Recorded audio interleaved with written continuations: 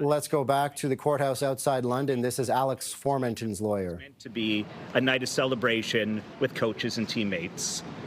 For the last 7 years, he's lived under a dark cloud. The public now knows what Alex has always maintained, that he is completely innocent of this false allegation. But only after his case has erupted into a massively publicized social cause. Alex's face has appeared on millions of screens and newspaper pages, and there can be little doubt that an untold number of people out there believed he was guilty simply because he was accused of a crime, long before any evidence was presented in court.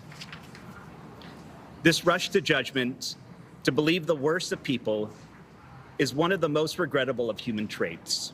So too is our reluctance to change that opinion, even when it's proven wrong, after a full and fair trial. Notwithstanding Justice Caricia's unequivocal exoneration of Alex today, there will inevitably be those who will still believe he committed a crime.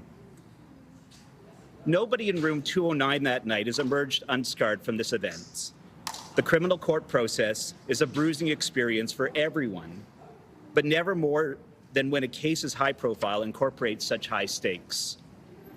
In Alex's case, he was condemned and felt banished from society. This experience for him has been crushing. Nonetheless, the impact of this case has changed Alex as a person, and he's matured well beyond his years. It is inevitable that some people will not forgive Alex for what he was accused of doing. Others, however, will understand that this tragic matter rightly comes to an end today. Alex has never minimized his role in the sexual encounter or denied engaging in consensual sexual activity with the complainants. He fully cooperated with the police investigation and provided investigators with a complete account of his behavior back in 2018. Alex's narrative isn't conjecture.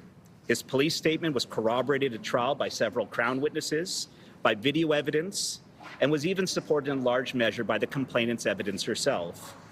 Even Justice Caricia said today that she accepted that Alex told the truth in that police statement.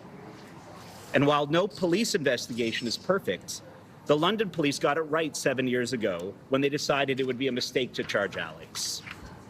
The evidence always demonstrated that he didn't commit a sexual assault.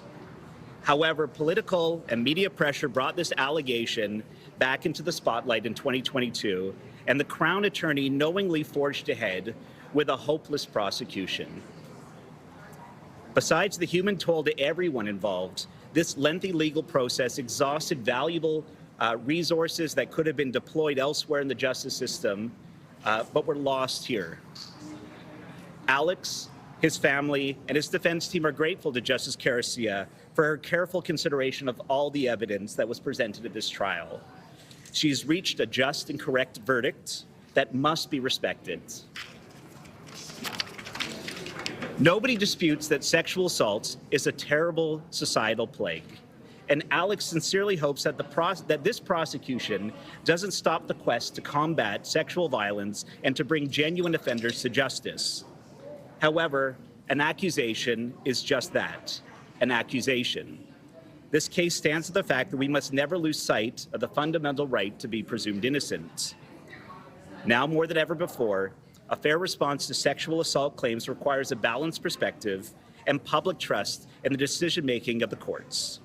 Anything less only harms the justice system and the cause of eliminating sexual violence. Thank you.